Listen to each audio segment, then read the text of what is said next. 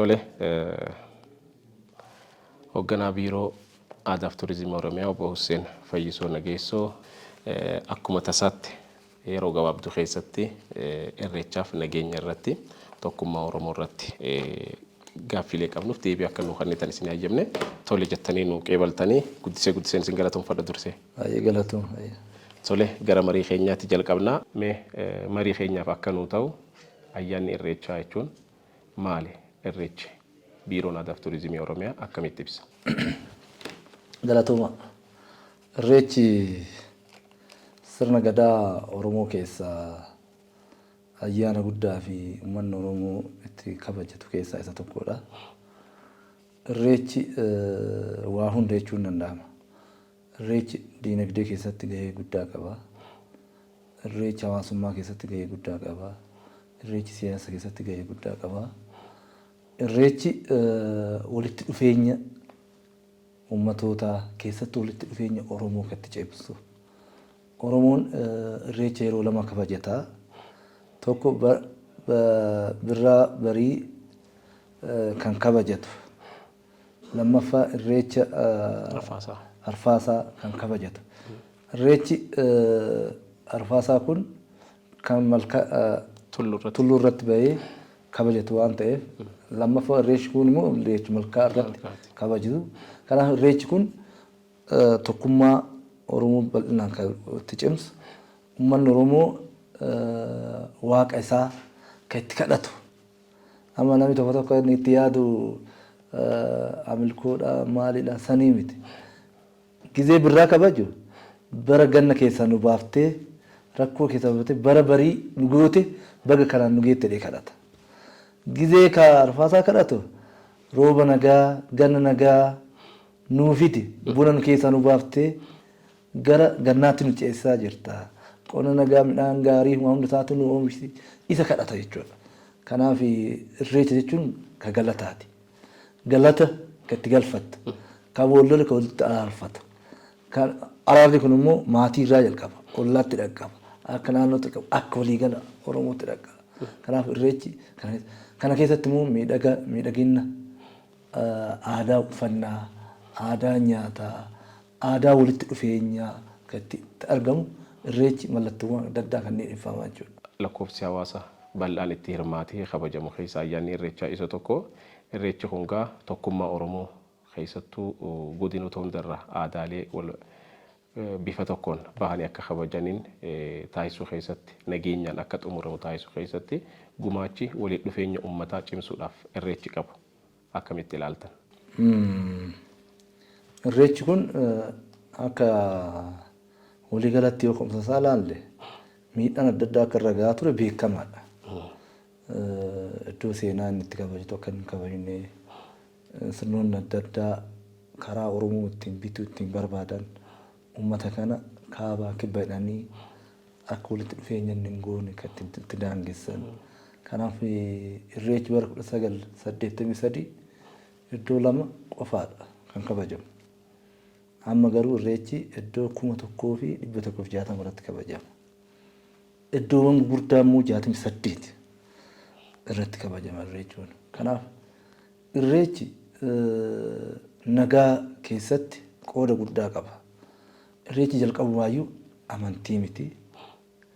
Sanyiidhaan nama hin qoodu, siyaasaan nama hin qoodu, lagaan nama hin qoodu, diimaa gurraachaan nama hin qoodu.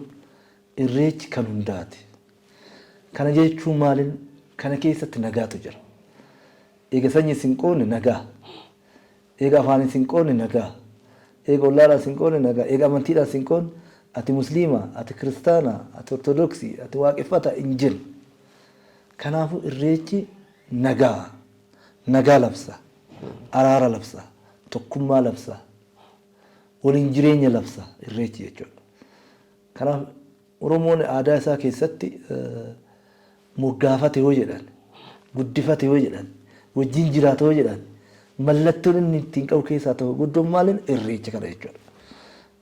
Irreechi utubaa guddaa keessaa Oromoodhaaf irreechi isa guddaadha. Kana jechuun walitti dhufeenya sirriitti cimsuu jechuudha. Kanaaf irreechi nagaan addaan bahuu hin danda'u. Bakka nageenya hin jirretti irreecha kabajuu hin dandeettu. amantii adda addaa geeffachuu hin dandeettu. Garuu irreechi dirree jeequmsaa godhanii qaamonni adda addaa bifa adda addaa olola adda addaa ajandaa isaanii tokko ganamummaayyuu uumama kanaan qabu. Uumamni isaa tokkummaa jaalala wajjin jireenya waaqa kadhachuu kana uumamni isaatu jalqabumaa jechuudha. Sanyiidhaan harka daanqoonni ifatti kan kaa'e jechuudha. Kanarraa ka'ee irreechi dirree nagaa itti labsan dirree waaqaa itti ol agarru waaqa itti kadhannu dirree san mallattoo saniiti jechuudha. Kanaaf Oromoo abbootiin gadaa haadholee siinqee foolleen sirni gadaa keessatti Oromoo yoo lallabu yoo nagaallee si gaafa nagaan galtee nagaan bultee gumiin nagaa galee nagaa wajjin jiraattanii akkam jedhee kana lallaba Oromoo jechuudha. Kanaaf irreechi Oromoodhaaf nagaa mallattoo utubaa guddaa tokkooti. Karaa kanaan akkatti ilaalu. Kana fakkeenyaa fudhachuu danda'an Finfinnee irreecha bineensa godhanii dhiyeessaa turan. Finfinneen ajandaa siyaasaa keessa galchanii Oromoon as dhufe mana asirratti gubaa qabeenya asirratti balleessaa garuu sanii miti. Waggaa duraa sanfaa hulaa hunda cufachuu turan. Balbala cufanii akka inni hin galle karaa adda addaati. Jeequmsa guddatu ture. Garuu harka qullaatti hin dhufne Finfinneetti irreechi. Mallaqa qabatee dhufe. Biiliyoona hedduu qabatee itti dhufe. Bara kana laaltanii jirtan. Yoo xiqqaate akka tilmaamaatti gara biiliyoona 20 olii magaalaa kana keessatti. Kun immoo karaa inni dhufuun wayyaa industirii wayyaa magaalaa kana keessatti ittiin gurguratu baay'eetu jira. Nyaanni hin jira, bishaan hin jira. Agarsiisni adda addaa hedduutu as keessa jira.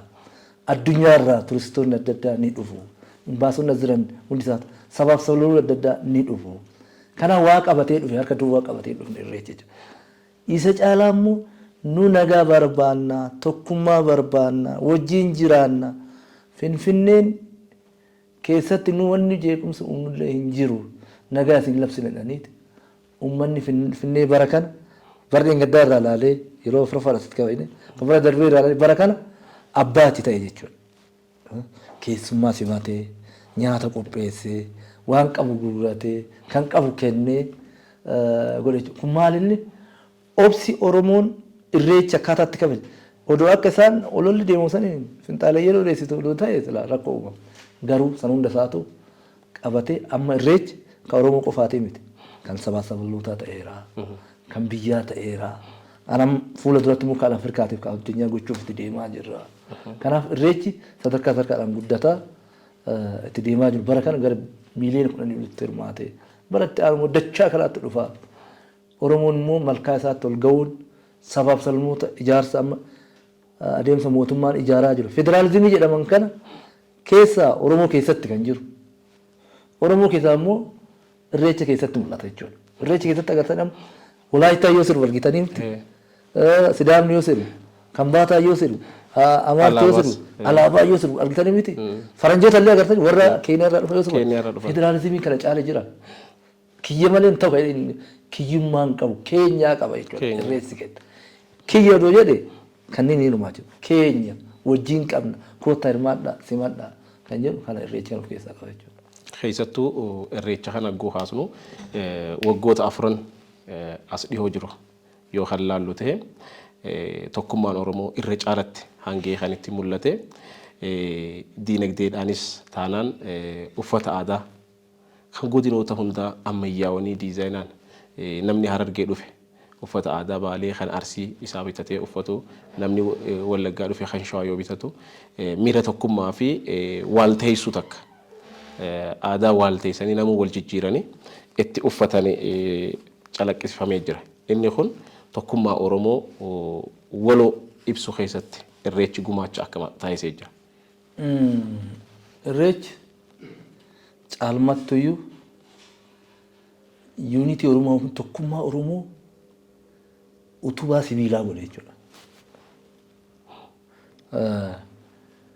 Jijjiiramni kun kan dhalate tokkummaa irreecha keessatti Oromoon cimse jechuudha. Sirrii.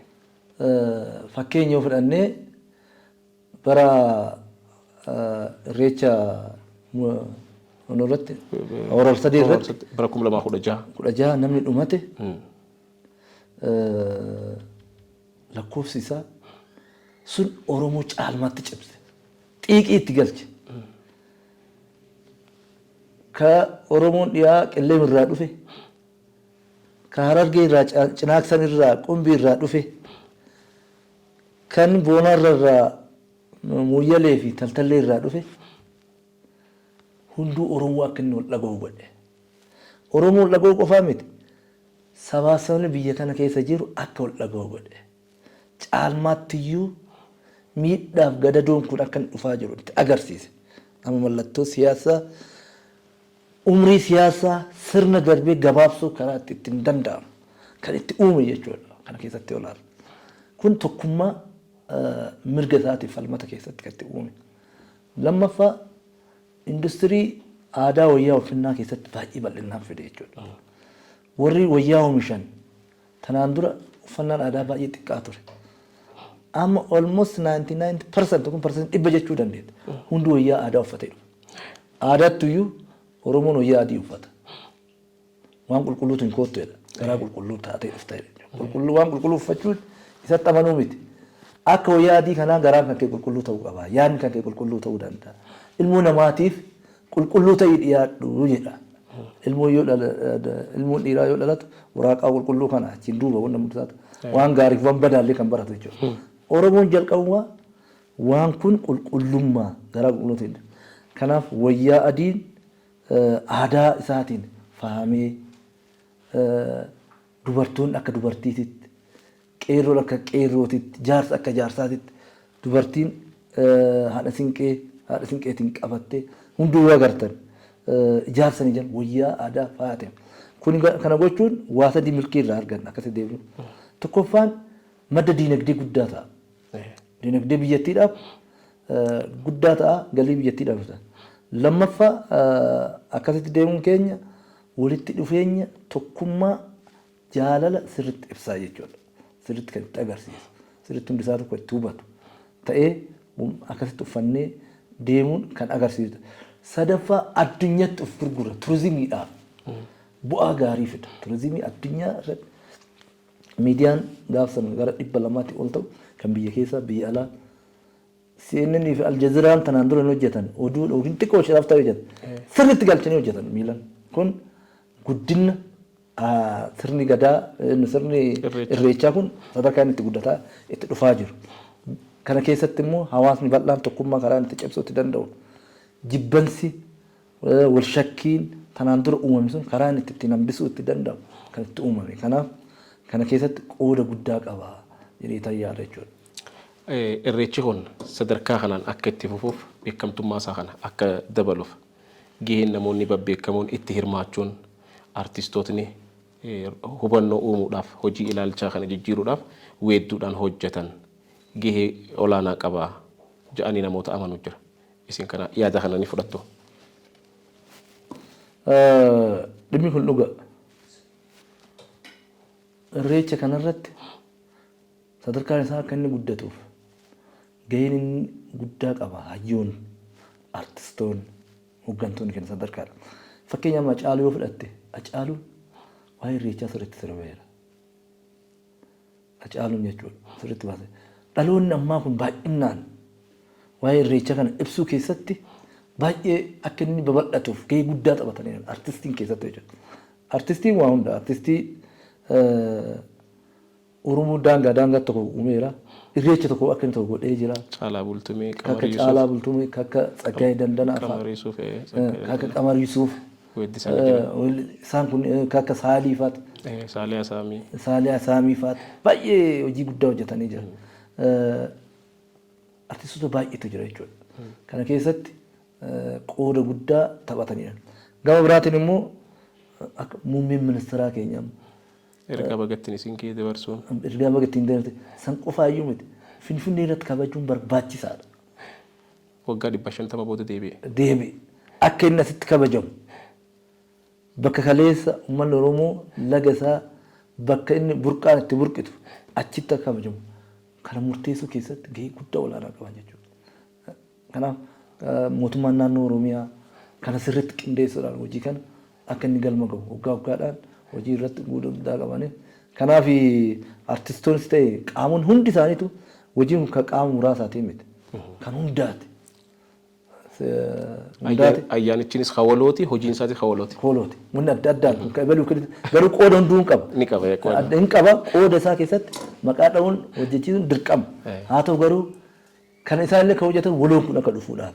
Kun kiyyaa kun keetii alatti hojjetee kanaaf irreechi gama kanaan gahee guddaa qaba jedhee yaada. Akkuma isin kaastan artiist Haacaaluun irreechaaf xiyyeeffannaa addaa kenna.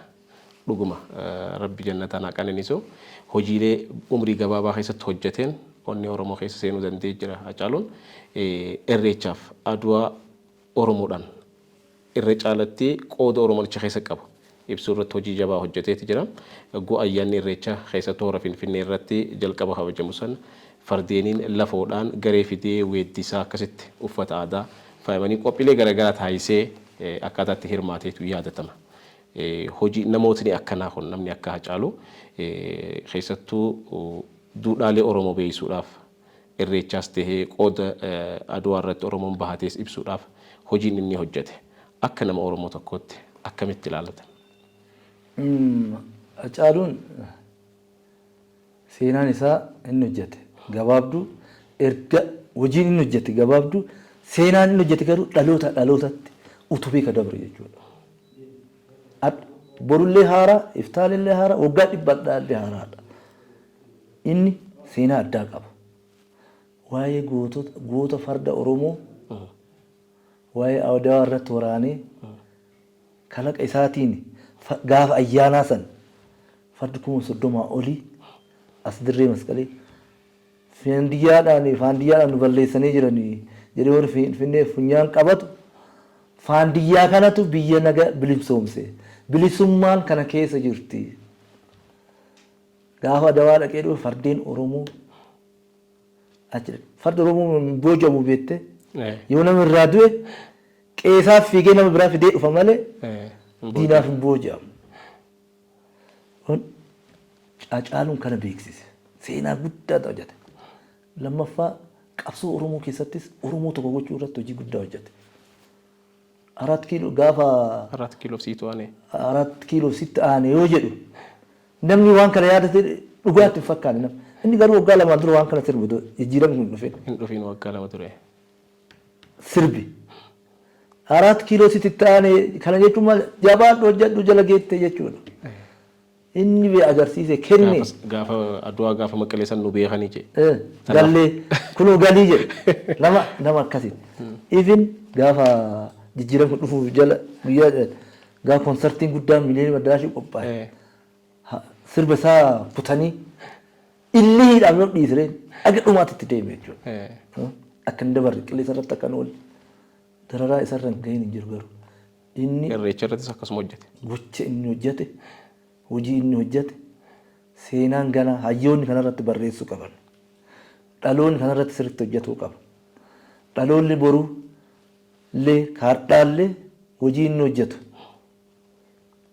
dhakaadhaan odoo hin taane lolaan odoo hin taane malaan tooftaadhaan Oromoon akka inni itti qabsaa'u akka inni itti danda'u tokkummaa akkamitti akka inni itti uumuu danda'u seenaa dabarteellee akkaataa itti ibsuu danda'an kaardhaallee akka itti ibsuu ka boruullee maal akka ta'uu danda'u Haacaaluu irraa baranna jechuudha. Haacaaluun kanaaf wanni isaa waan dubbatamee dhumatu waan hin taaneef Haacaaluun jira ka jennuun waa Haacaaluu hojjetan hojjechuudha. Sirrii. Wanni guddaan wanni dhaloota irraa eegamu. Keessattuu artistootni dargaggoonni bilchinaa fi tasgabbii murannaa inni uummataaf ifkannee hojjechuu. Kanaaf isa inni waa sadeenuu qaba kutannoo hin qaba. Beekumsa hin qaba. Ijaarsa hin qaba.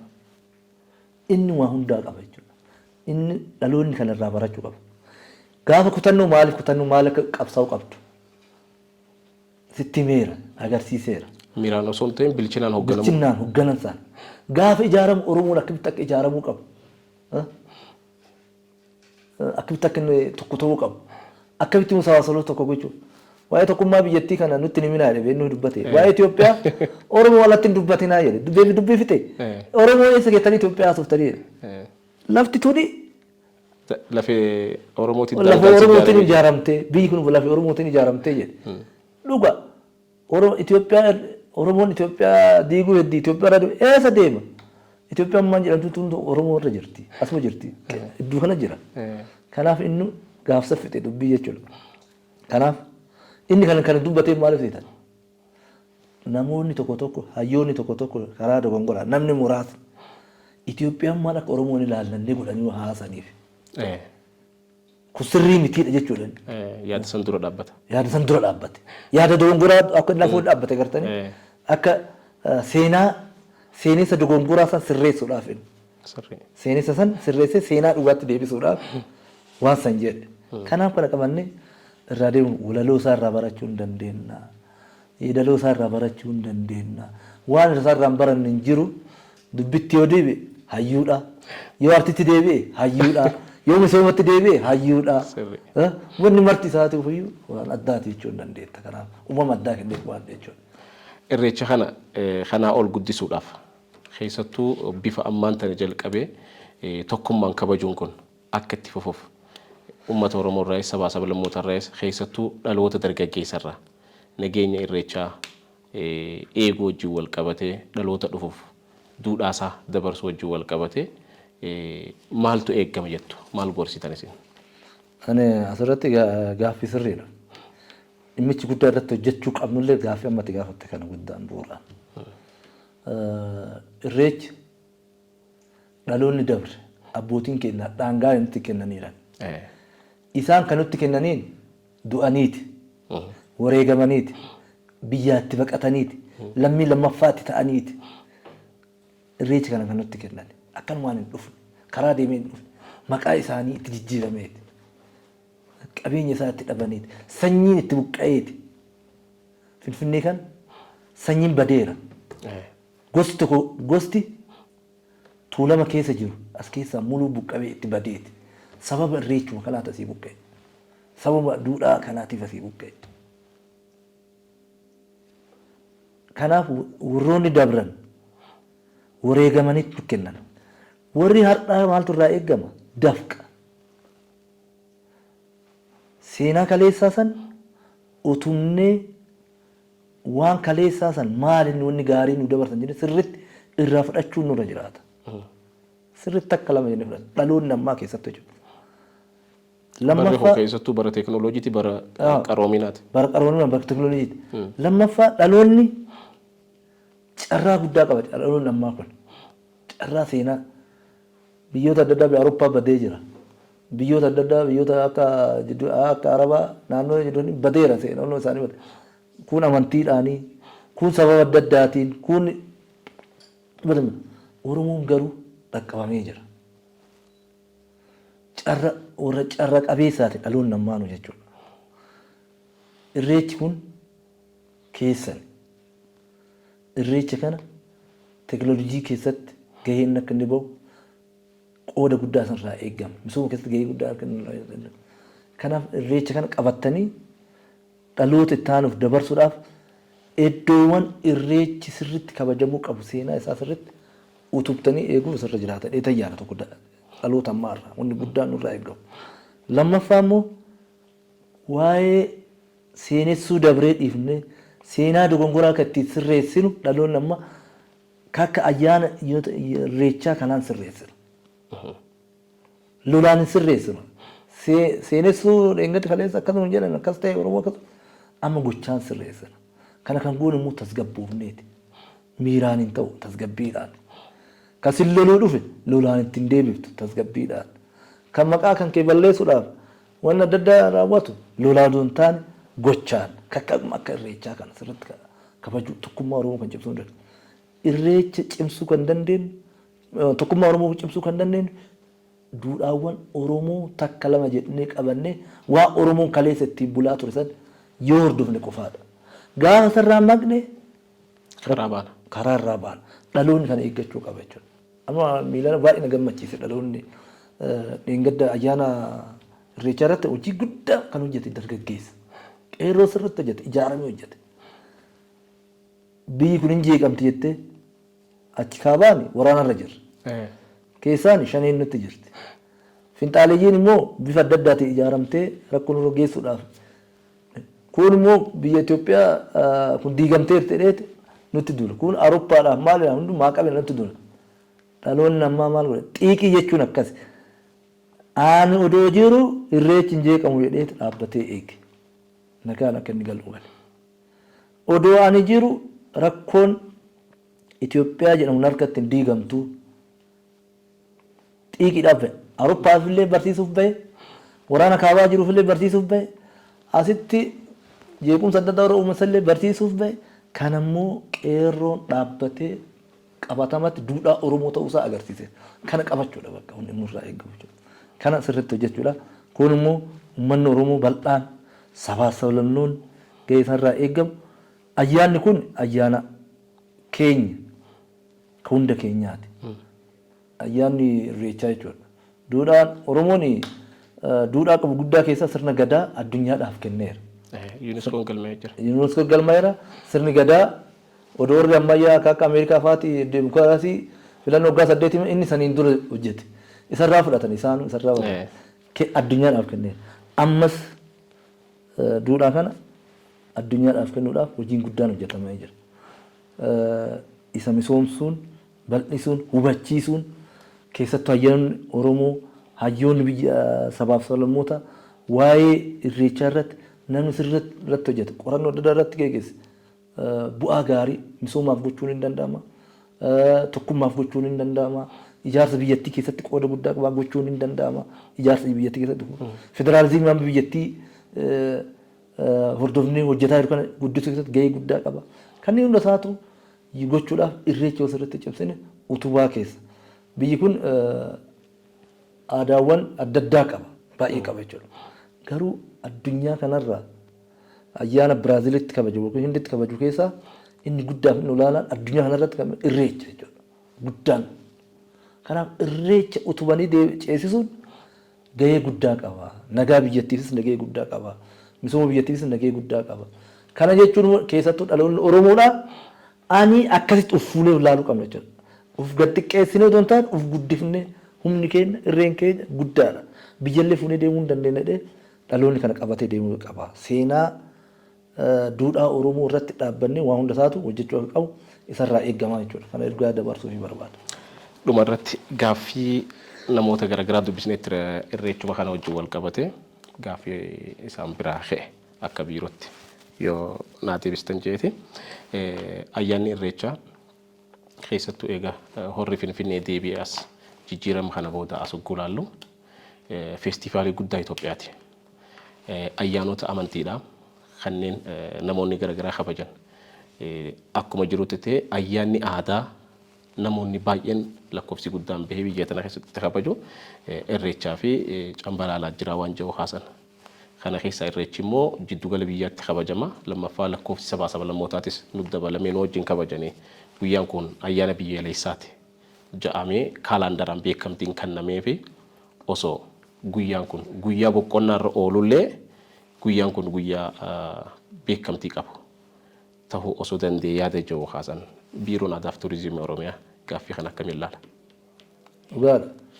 Namichi akka ammayyaatitti yookiin haala zamanaatitti yoo ilaalte gaaffii sirriidha. Dhimmi irreechaa immoo saniin ala. Irreechi aadaan Oromoo laakkaa mataa isaa qaba. Akkaataa itti laakka'ee bara lakkooftuu mataa isaa qaba. Lakkooftuu mataa isaa qaba. Guyyaa kanatu ta'aa jedheeti guyyaa adda addaa qaba maqaa adda addaa jechuudha. Mootummaan kana gochuuf rakkoo hin qabu. Amma fakkeenyaaf ayyaanota kana kabajuudhaaf ayyaana gaarii Oromoon itti milkaa'u kan guyyaa nagaa kan uummanni hundi isaatu itti yoonnoo ta'uu danda'u guyyaa kam jedhee sirriitti ilaalee wixatarra ooluu danda'a, jimaatarra ooluu danda'a, qidaamirra ooluu danda'a, guyyaan nurra ooluun beekamu. Fakkeenyaaf akka baranaa kana laakkaanii guyyaa qidaamirra oole kun guyyaa sanbataa irra oole. Guyyaan kun immoo guyyaa jimaatarra oolee jira. Amma Oromoon dimokiraasummaa isaallee akka inni sirriitti ilaala. Guyyaa jimaataa amantii musliimaa waan ta'eef baay'ina garuu guyyaa san kabajuun hin danda'ama. Jimaataaf qidaamii gochuun hin danda'ama. Garuu guyyaa sadan jimaata qidaamee alada eeyyamamee laa'annoo isaa laakkee yoo argu sadan kana keessa kabajamaa jedha. sadan kana keessa kamaa filannu jedhe guyyaan jimaata amantii musliimaallee bal'inaan waan ayyaana kabajatuuf guyyaan sun immoo guyyaa hundi isaa turetu ayyaana kan hundi isaa irratti argamuu qaba waan ta'eef qidaame sanbataa goonuu jedhee murteeffate. Kana alatti bara baraan yeroo laakkamu wixatallee roobillee ta'uu waan ta'uu danda'u kanaaf kun akkaataa abbootiin gadaa keenya guyyaa laakkaa Oromoon ittiin laakka'u sirna gadaa ittiin laakkatee ittiin deemu saniin deemama. Kan santu fiksidii guyyaa kana ta'uu qabadhee akkasitti waan gochuu hin danda'amneef hawaasni keessan qaamni gaaffii kana gaafatus akkaataa aadaaf duudhaa Oromootiin kabajama. Sunimmoo kabajni sunimmoo akkaataa abbootiin gadaa keenya kaaniin hayyoonni Oromoo kaayan hayyoonni Oromoo sirna gadaa keessatti jiran jechuudha. Duudhaa san keessa jiran kaayaniin adeemama. Rakkoo isaa kan ta'e kana malee guyyaa kalaandara kaa'uun waan nama dhibu miti jechuudha. Gaaffichi akka gaaffitti gaaffii sirriiti. Gaaffiin gaaffii sirriiti. Adeemsa keessatti namni gaaffii akkana gaafataa deemu kun achirra ooluu waan hin dandeenyeef akkasitti ilaaluun barbaachisaadha jechuudha. Hubannaa irraa dhimmi kun gaafata. Tole hoogganaa biiroo aadaa fi turizimii Oromiyaa obbo Hussein Fayyisoo yeroo gabaabduu keessa si dhufne waajjira keessanitti haala gaarii ta'een nu keessummeessitanii gaaffiiwwan barbaannuuf deebii sirrii waan nu kennitaniif hoogganaa biiroo aadaa fi turizimii Oromiyaa obbo Hussein Fayyisoo nageessoo guddiseensi galatoomfadhaa fayyaa ta'a nagaatti toora.